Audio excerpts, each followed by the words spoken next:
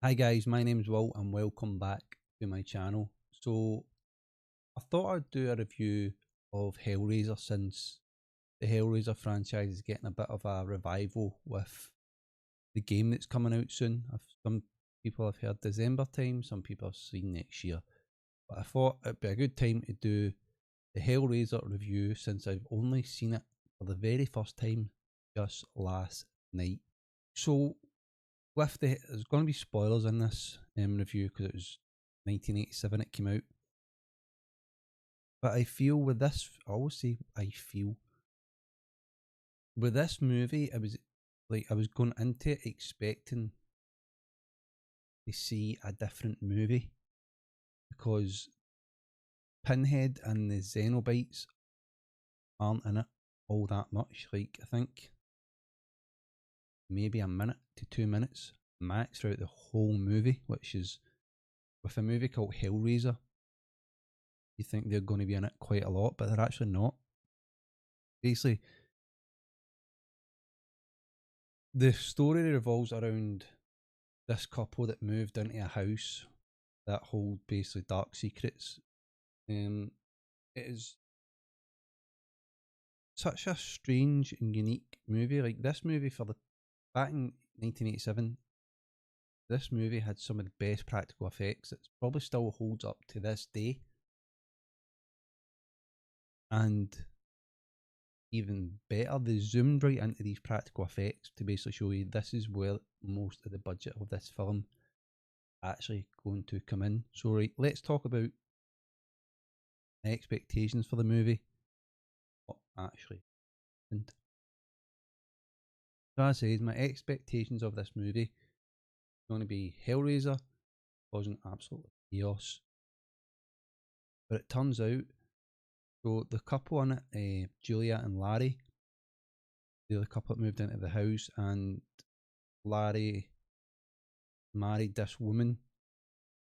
Well, his wife died, and then he married this other woman. So basically, they moved out of this house, and the woman that he moved in with his house with, Julia, is having a secret affair with the guy Frank, who is Larry's brother.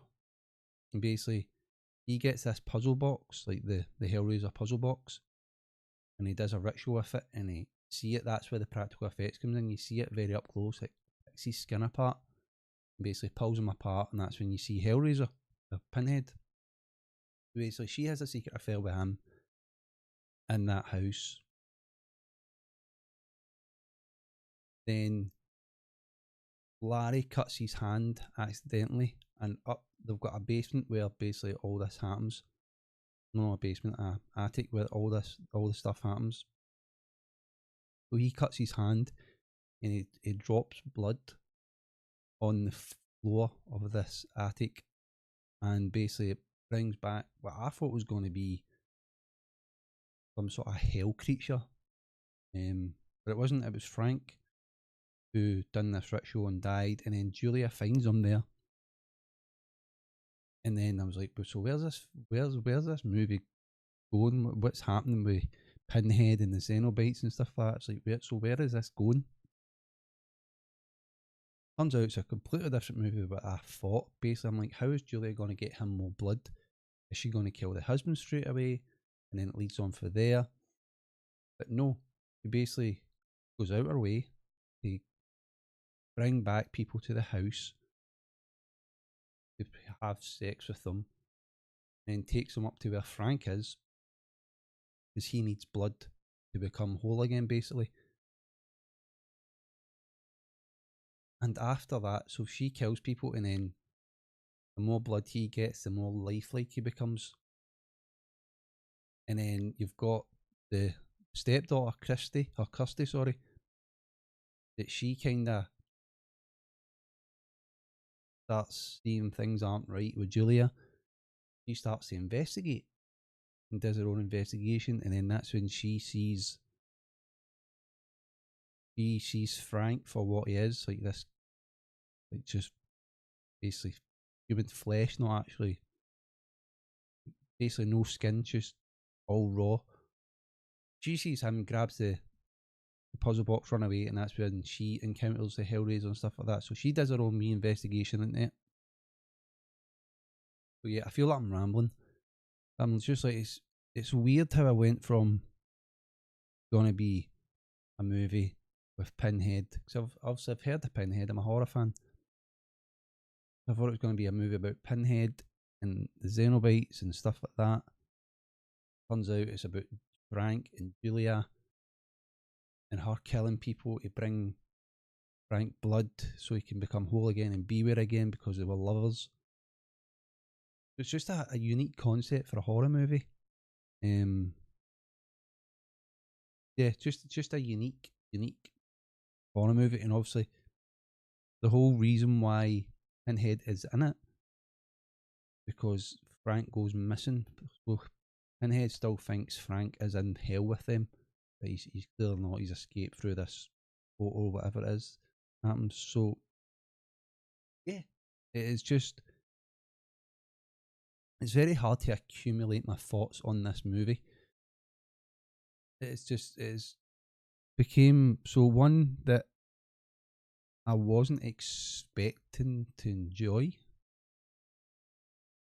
and then all of a sudden I'm like, this is came into my top 5, maybe top 10 horror movies of all time.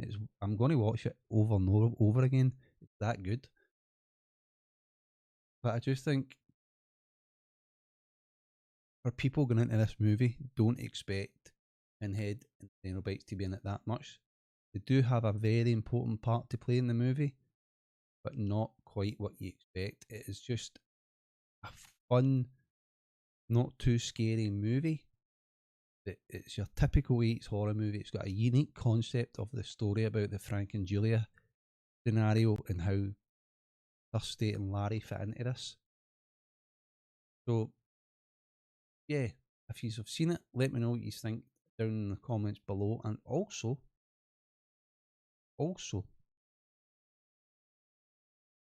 one of the Xenobites, I'm pretty sure Resident Evil got the inspiration of the Nemesis.